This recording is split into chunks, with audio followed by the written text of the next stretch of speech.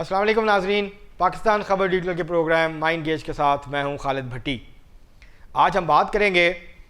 आसफ ज़रदारी साहब और बिलावल भुट्टो ज़रदारी साहब के दरमियान इख्तलाफात की जो ख़बरें सामने आ रही हैं उसके हवाले से।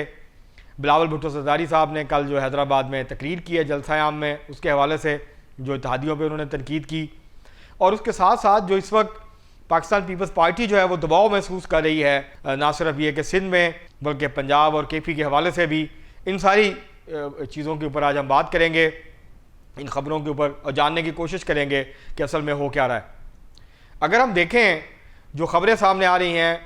आसफ ज़रदारी साहब और बिलावल भुट्टो साहब के दरमियान इख्तलाफात की, तो ये पहली दफ़ा सामने नहीं आ रही। नाज़रीन, अगर आपको याद हो तो कुछ अर्सा पहले, चंद साल पहले, बिलावल भुट्टो ज़रदारी साहब और आसफ ज़रदारी साहब के दरमियान इख्तलाफात इतने बड़े थे कि जो बिलावल भुट्टो ज़रदारी हैं वो लंबे अरसे के लिए पाकिस्तान से ही चले गए थे, और उसके बाद फिर वो वापस आए, काफ़ी अरसे के बाद वापस आए, और फिर उन्होंने अपनी पार्टी की और सियासी सरगर्मियाँ जो हैं वो उसका आगाज़ किया। मसला ये है कि सियासी इख्तलाफ राय दोनों के दरमियान मौजूद है। बिलावल भुट्टो साहब जो हैं वो पाकिस्तान पीपल्स पार्टी को एक अवामी सियासत का जो रंग है वो उसमें रंगना चाहते हैं। वो ये चाहते हैं कि जहाँ मुफाहमत की सियासत की जाए, जहाँ इस्टेब्लिशमेंट के साथ अपने मामलात को दुरुस्त रखा जाए, वहीं पर जो अवाम के इशूज़ हैं, जो अवामी सियासत है, उसको भी साथ साथ आगे बढ़ाया जाए और उसको मुकम्मल तौर पर तर्क न किया जाए। जबकि दूसरी तरफ जो आसफ ज़रदारी साहब की हिकमत अमली है वो ये है कि आप इलेक्टेबल्स को पार्टी में लाएँ, आपको बहुत ज़्यादा anti establishment pro peoples stance लेने की ज़रूरत नहीं है, बल्कि आपको बाकी सियासी जमातों के साथ, मुस्लिम लीग नून और दीगर सियासी जमातों के साथ मुफाहमत और मुसालहत की जो पॉलिसी है, जिसमें इस्टेब्लिशमेंट भी है, तो उनके साथ मुसालहत और मुफाहमत के साथ आगे बढ़ने की ज़रूरत है। जो इलेक्टेबल्स हैं, जो तगड़े ताकतवर उम्मीदवार हैं, उनको पीपल्स पार्टी में ला के उसके ज़रिए से पाकिस्तान पीपल्स पार्टी जो है वो ज़्यादा से ज़्यादा सीटें जीतने की कोशिश करे। तो ये वो हिकमत अमली का इख्तलाफ है जो कि मौजूद है आसफ ज़रदारी साहब और बिलावल भुट्टो ज़रदारी साहब के दरमियान। और ये कोई पहली दफ़ा नहीं है कि पार्टी के अंदर इस तरह के मामला सामने आए हैं। नाज़रीन, अगर आप 1980 की दहाई में जाएँ, जुल्फ़िकार अली भुट्टो शहीद की फांसी के बाद जब बेगम नुसरत भुट्टो साहिबा के पास पार्टी की क़यादत आई और वो को चेयरपर्सन थी बेनज़ीर भुट्टो साहिबा के साथ, तो वो जो इब्तदाई साल थे तो उसमें बेगम नुसरत भुट्टो साहिबा जो हैं वो पार्टी को रन कर रही थी और अमली तौर पे जो पार्टी के फैसले हैं वो कर रही थी, और बेनज़ीर भुट्टो साहिबा उनके साथ थी, लेकिन उनकी असर्टिव पोजीशन नहीं थी। लेकिन आहिस्ता आहिस्ता 1985 के बाद मोहतरमा बेनज़ीर भुट्टो ने अपने आप को असर्ट करना शुरू किया, और वो पार्टी को जो भुट्टो साहब की एक रेडिकल पॉलिसीज़ थी मौशी, उससे हटा के जो उस वक्त की रियलिटीज़ थी, सोवियत यूनियन कोलैप्स हो रहा था, न्यो लिबरलिज़म जो है वो एक नई सरमायादाराना नज़रियात के तौर पे, आइडियालॉजी के तौर पे उभर रहा था, तो वो एडजस्ट करना चाह रही थी उस वक्त अपनी सियासत को और अपनी इकोनॉमिक पॉलिसीज़ को वो टोन डाउन करना चाहती थी, जो बहुत रेडिकल प्रोग्राम था उसको, और जो सियासत है उसको थोड़ा तब्दील करना चाहती थी। तो फिर हमने देखा कि आहिस्ता आहिस्ता मोहतरमा बेनज़ीर भुट्टो ने पाकिस्तान पीपल्स पार्टी के ऊपर असर्ट किया, अपनी लीडरशिप को असर्ट किया। मलक मिराज खालिद साहब, बाबा सोशलिज्म शेख मोहम्मद रशीद साहब, बेगम नुसरत भुट्टो साहिबा और भी जो लीडर्स थे पुराने, उनके और मोहतरमा बेनज़ीर भुट्टो के दरमियान फासले बढ़ने शुरू हुए, और मोहतरमा बेनज़ीर भुट्टो ने अपना जो स्टाइल ऑफ पॉलिटिक्स था उसको मुतारफ़ करवाया, अपनी जो पॉलिसीज़ थी उसको मुतारफ़ करवाया। उसके ऊपर तनकीद भी होती है और उसके हवाले से बहुत सारी आरा जो है वो मौजूद हैं। लेकिन ये हुआ, ये सारा प्रोसेस हुआ, और उसके बाद फिर मोहतरमा बेनज़ीर भुट्टो साहबा ने पार्टी के ऊपर अपना कंट्रोल जो है उसको कायम किया। दूसरी जो ट्रांजिशन थी जो मोहतरमा बेनज़ीर भुट्टो की शहादत के बाद आसफ अली ज़रदारी की सूरत में सामने आई, और वो इब्तदाई तौर पर उन्होंने पार्टी की क़यादत संभाली, तो जो मोहतरमा बेनज़ीर भुट्टो के करीबी साथी थे, करीबी दोस्त थे, जो कि बहुत ज़्यादा मोहतरमा बेनज़ीर भुट्टो शहीद उनके ऊपर रिलाई करती थी, तो उनको आसफ ज़रदारी साहब ने पीछे हटा दिया। नाहिद खान का तूती बोलता था एक वक्त में पार्टी में, और उनकी इजाज़त के बगैर कोई मोहतरमा से मिल नहीं सकता था। बहुत सारे मामलात में वो असर्ट करती थी अपने आप को, और इस तरह से वो डिप्टी लीडर के तौर पे जो है वो काम करती थी। सफदर अब्बासी साहब थे, एतजाज़ हसन थे, और लोग थे जो कि बहुत करीब थे। मखदूम अमीन फ़हीम साहब थे मरहूम, जो कि बहुत करीब थे मोहतरमा के। लेकिन जब आसफ ज़रदारी साहब ने पार्टी की बागदौड़ संभाली तो फिर ये लोग पीछे हो गए, और जो आसिफ जरदारी साहब के करीब लोग थे वो पार्टी के अंदर सामने आ गए। अब ये जो इस वक्त ट्रांजिशन हो रही है, काफ़ी अरसे से ये मामला चल रहे हैं। आसिफ जरदारी साहब, मोहतरमा तालपुर साहबा एक तरफ और बिलावल भुट्टो जरदारी साहब और उनके इर्द गिर्द जो लोग हैं वो दूसरी तरफ। तो ये एक पार्टी के अंदर एक इख्तिलाफ राय मौजूद है, मुख्तलिफ इशूज़ के ऊपर मौजूद है, सियासत किस तरह की करनी है उसके ऊपर मौजूद है। लेकिन अब तक जो है वो आसिफ जरदारी साहब जो हैं वो प्रवेल करते आए हैं। आसिफ जरदारी साहब की जो राय है, तमाम तरह इख्तलाफात के बावजूद, अपनी आरा का इजहार होने के बाद, जब सेंट्रल एग्जीक्यूटिव कमेटी की मीटिंग होती है या कोर कमेटी की मीटिंग होती है तो उसमें आसिफ जरदारी साहब की ही पॉलिसी जो है वो पार्टी पॉलिसी करार पाती है और वो उसको आगे लेके चलते हैं। लेकिन अब लगता है कि अब बतदरीज बिलावल भुट्टो जरदारी साहब जो हैं वो असर्ट कर रहे हैं अपने आप को। पिछले जो 16 माह थे जब बिलावल भुट्टो जरदारी साहब वज़ीर ख़ारजा थे तो पार्टी को अमली तौर पे फ़रियाल तालपुर साहबा चला रही थी और जाहिर है वो आसिफ जरदारी साहब की मर्ज़ी और मंशा के मुताबिक चला रही थी। अब आसिफ जरदारी साहब की जो पॉलिसी है वो बहुत अच्छे, बहुत ज़ीरक सियासतदान है, बहुत ज़हीन सियासतदान है, जो पावर पॉलिटिक्स है उसके हवाले से, जो अवामी सियासत है उसके हवाले से आसिफ जरदारी साहब जो हैं वो कामयाब सियासतदान नहीं है और ना उनकी कोई बहुत ज़्यादा दिलचस्पी है उन मामलात में।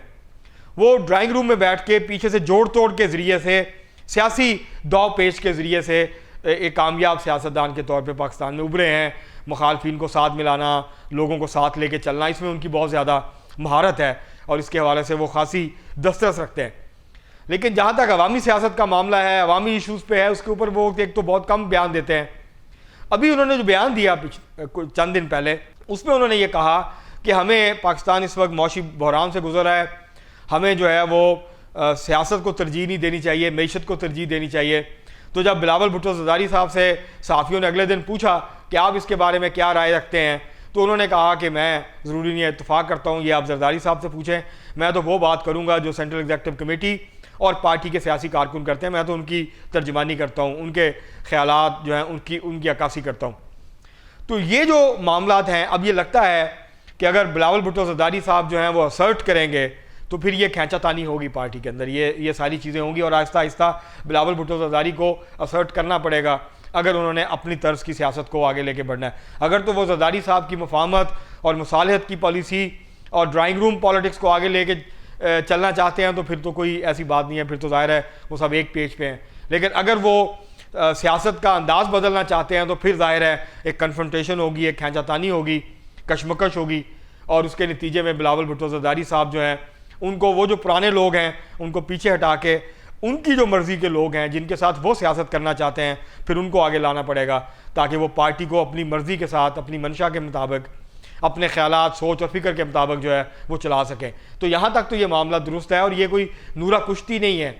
जिस तरह के बहुत सारे पीपल्स पार्टी के मुखालफिन जो हैं वो इस वक्त बात कर रहे हैं या बहुत सारे सियासी तजिया निगार इसके ऊपर बात कर रहे हैं। दूसरी तरफ जो कल तकरीर की है बिलावल भुट्टो जरदारी साहब ने हैदराबाद के जलसे में, तो उन्होंने MQM के ऊपर भी तनकीद की है, उन्होंने नाम लिए बगैर मुस्लिम लीग नून के ऊपर भी तनकीद की है।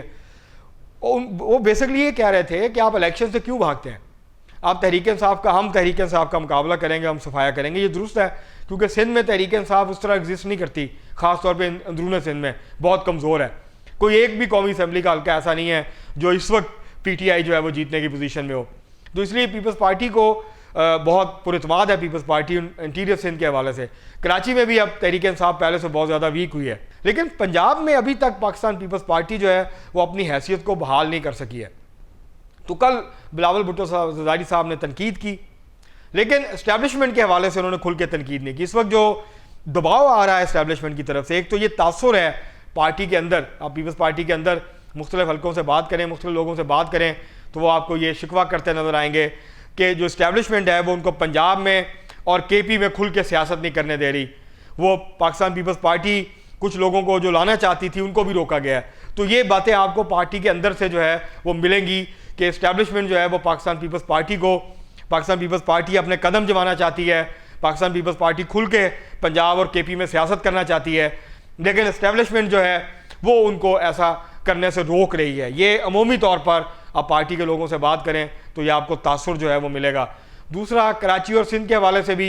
ये बहुत ज़्यादा बातें हो रही हैं कि जो करप्ट सिस्टम था, जो सिस्टम है पीपल्स पार्टी ने बनाया हुआ है 15 साल से, अब इस्टेब्लिशमेंट उसको तोड़ना चाहती है, पीपल्स पार्टी के बहुत सारे लोगों पे हाथ डाला जाएगा, पीपल्स पार्टी जो है वो अब रिसीविंग एंड पे आने वाली है, उसको टारगेट किया जाएगा। तो मुझे कुछ ऐसा बहुत ज़्यादा होता नज़र नहीं आता। हाँ, कुछ लोग जिन्होंने बहुत ज़्यादा करप्शन की है, हो सकता है कि वो कानून की गिरफ्त में आए, लेकिन ये मुझे ऐसे हरगिज़ नहीं लगता कि शायद कोई बहुत बड़ा जो है वो क्रैकडाउन होने जा रहा है पाकिस्तान पीपल्स पार्टी, क्योंकि अगर ऐसा होता है तो फिर इस्टेब्लिशमेंट के साथ मामला ख़राब हो जाएंगे पाकिस्तान पीपल्स पार्टी के। और पाकिस्तान पीपल्स पार्टी जो है, इस्टेब्लिशमेंट अगर पीटीआई के ख़िलाफ़ लड़ना चाहती है, पीटीआई को कंटेन करना चाहती है, कट टू साइज करना चाहती है, या उसको सियासी मैदान से निकालना चाहती है, तो वो ऐसा सिर्फ नून लीग के बलबूते पे नहीं कर सकती। पाकिस्तान पीपल्स पार्टी की ज़रूरत है इस्टेब्लिशमेंट को। तो इसलिए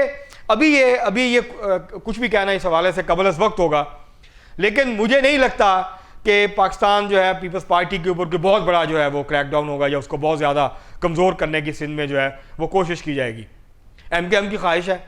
JUI की भी ख्वाहिश है, GDA जो है अपोजिशन अलाइंस है उसकी भी ख्वाहिश है, लेकिन ये ऐसा होता हुआ नज़र नहीं आता। लेकिन पाकिस्तान पीपल्स पार्टी के लिए जो सबसे बड़ा सवालिया निशान है वो है पंजाब और KP, क्योंकि पंजाब और KP में कम बैक किए बगैर, यहाँ रिवाइवल के बगैर जो है वो